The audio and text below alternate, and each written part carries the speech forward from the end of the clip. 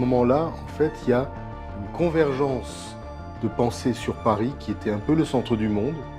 Et Paris s'encombrait et on le voyait à chaque exposition universelle, on voyait que les systèmes de transport n'étaient pas au niveau. Il fallait de la masse, de la capacité de transport, de la vitesse et en dehors des encombrements de surface. Des chantiers apparaissent aux quatre coins de la capitale et des ouvrages tous plus impressionnants les uns que les autres prennent forme dans les rues de Paris.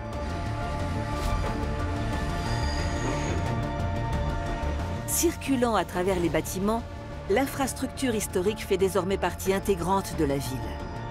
Plus encore, à certains passages clés, le métropolitain brille par son architecture.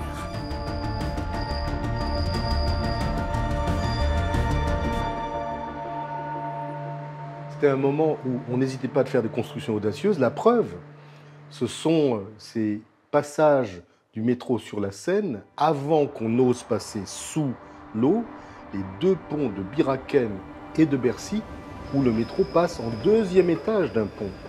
C'est un paysage exceptionnel, vous n'en trouvez pas ailleurs dans le monde, des ponts sur un fleuve ou une rivière, avec un métro qui est en pont par-dessus un pont.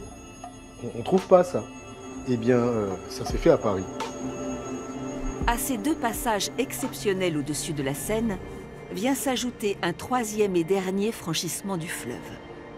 Un viaduc remarquable, dont les lignes s'inscrivent pleinement dans l'héritage d'Eiffel.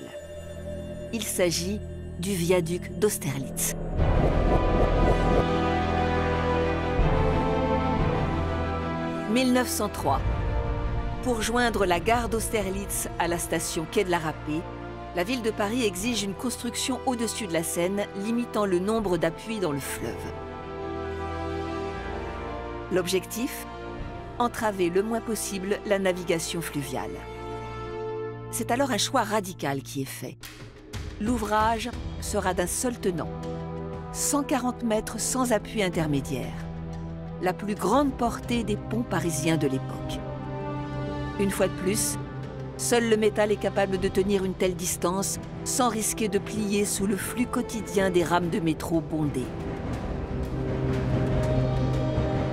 Il y avait un savoir-faire qui avait été développé depuis le milieu du 19e siècle qui était tout juste incroyable. Là, on se situe une douzaine d'années après la Tour Eiffel. Donc c'était des techniques extrêmement bien maîtrisées avec des entreprises extrêmement performantes. Un appel d'offres est lancé et remporté par une société bien connue, experte dans ce domaine, la société de construction de Levallois-Perret, l'héritière des établissements Eiffel dirigés par Maurice Koechlin. Qui de mieux que celui qui fut formé par le maître de la construction métallique pour mener à bien ce projet? Entre 1903 et 1904, un chantier parfaitement orchestré prend place au milieu de la Seine. Au fil des travaux, les lignes épurées se dessinent. Les différents éléments s'assemblent les uns avec les autres et les deux arches s'érigent. Le viaduc finit par arborer son élégante silhouette. Aujourd'hui encore, l'ouvrage ne cesse d'émerveiller.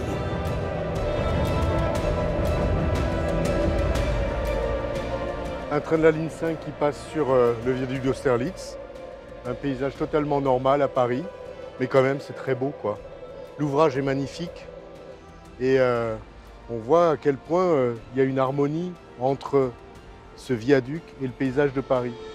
Les concepteurs ont imaginé une structure qui se tienne par un arc qui en fait de plusieurs morceaux dont on ne voit absolument pas les articulations. Il est génial. Le viaduc d'Austerlitz est plus qu'une réussite esthétique. Koechlin, fidèle à Eiffel, son mentor, ajoute une solution technique novatrice essentielle à la bonne tenue de l'ouvrage.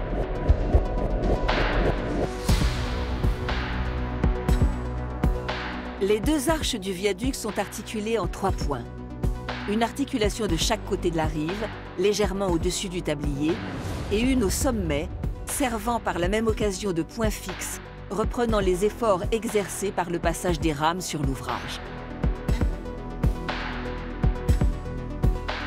Cette conception permet au viaduc de vivre, de se déformer légèrement et d'accompagner les mouvements du trafic sans céder sous la contrainte. Un véritable roseau d'acier.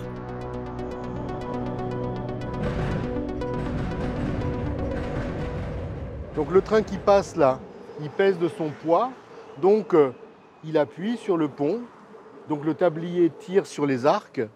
En plus là il va freiner, et en freinant il va entraîner le pont un peu vers l'avant, mais ça ne se voit pas tout ça, hein, c'est indicible.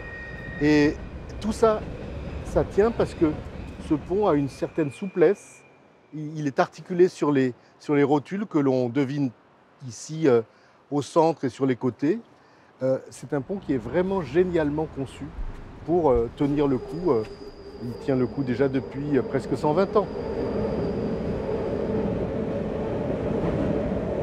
Il y a actuellement quasiment 700 rames de métro qui passent tous les jours dessus. 700 rames de métro avec plusieurs dizaines d'essieux. Vous imaginez cette répétition de charge tous les jours, jour après jour, année après année. Donc oui, c'est des ouvrages qui sont extraordinaires. 10 ans après le retrait d'Eiffel, ses successeurs prennent déjà le relais. Désormais au cœur de la ville, les viaducs ferroviaires sont de plus en plus techniques et arborent des ornements toujours plus travaillés pour s'afficher comme des ouvrages d'art au sens le plus littéral. Eiffel, c'est un influenceur à l'époque. Il a mis la barre tellement haut que beaucoup de concepteurs, beaucoup d'ingénieurs ont été dans une sorte d'émulation. Avec le métropolitain, cette confiance technique et architecturale pousse les ingénieurs et les architectes à déployer leurs œuvres à l'échelle de quartiers entiers. Quand on parle du viaduc d'Austerlitz, on voit la vedette qui est le viaduc.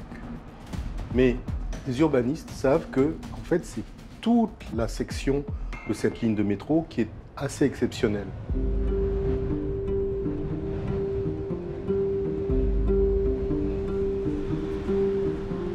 Avant d'atteindre la Seine, le métro parisien qui traverse la ville trouve sur son chemin la gare d'Orléans, aujourd'hui Austerlitz. Construite quelques décennies auparavant, il n'est pas question de la déplacer. Le choix est donc fait de passer au beau milieu de l'édifice. Les rails le transpercent littéralement, donnant lieu à la création d'un arrêt abrité par une gigantesque verrière au sommet du bâtiment.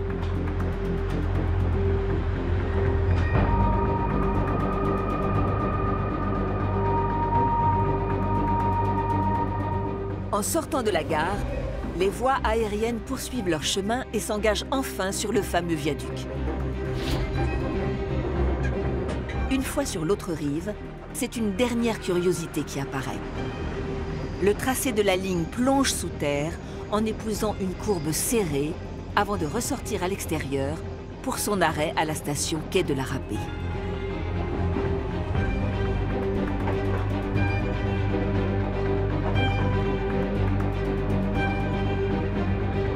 La composition de peut-être 1 ou 2 kilomètres du boulevard de l'Hôpital jusqu'au boulevard Bourdon est extraordinaire. C'est une dentelle urbaine, c'est vraiment quelque chose qui pourrait recevoir tous les prix d'urbanisme, quoi. Ça permet de parachever le caractère exceptionnel de cette construction au centre de laquelle trône le viaduc d'Austerlitz.